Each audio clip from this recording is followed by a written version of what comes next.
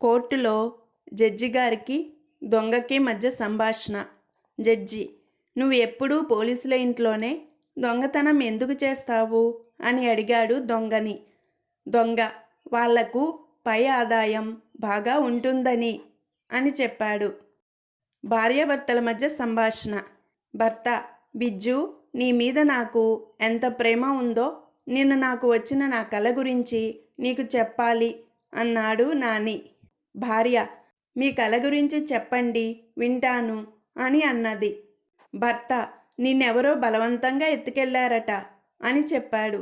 భార్య: అమ్మో అవునా, మీరేం చేశారు మరి అని అడిగింది. భర్త: చాలా జాగ్రత్తగా తీసుకెళ్ళమని ఖర్చులకి 1,00,000 రూపాయలు ఇచ్చాను అని చెప్పాడు. ఇద్దరు స్నేహితురాళ్ల మధ్య జరిగిన సంభాషణ. ఏంటి పద్మ, చేతిలో హ్యాండ్ బ్యాగ్ ఏంటి, ఇంత వర్షంలో ఎక్కడికి వెళ్తున్నావు అని అడిగింది గిరిజ. పక్కూరిలో ఎండ కాస్తుందట, 2 రోజులుగా తడి బట్టలు వాసన వస్తున్నాయి. బస్సు ఎలాగూ ఫ్రీయే కదా, పక్కూరికి వెళ్ళి ఎండేసి వస్తా, సాయంత్రం వెళ్ళి తెచ్చుకుంటా అంది పద్మ. ఒక షాపులో జరిగిన సంభాషణ. ఒక వినియోగదారుడు షాపు వ్యాపారితో కిలో నూనె ఎంతండి అని అడిగాడు.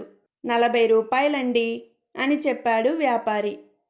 ఒకేసారి 10 కిలోలు తీసుకుంటే ఏమైనా తగ్గుతుందా అని అడిగాడు వినియోగదారుడు. తప్పకుండా తగ్గుతుంది, 1/4 కిలో అని చెప్పాడు వ్యాపారి.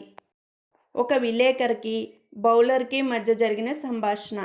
బౌలర్: నేను అవతలి జట్టుని ఒక సింగిల్ రన్నును కూడా తీయనివ్వలేదు అని చెప్పాడు. విలేకరి: మరా జట్టు ఎలా గెలిచింది అని అడిగాడు. బౌలర్: ఏముంది, ఏవో 4లు 6లు కొట్టుకొని గెలిచారు అని చెప్పాడు. ఒక డాక్టర్కి పేషెంట్కి మధ్య సంభాషణ.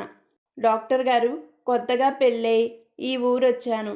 మా అత్తగారిల్లు ఈ ఊరి చివరిలోనే అన్నది నూతన వధువు.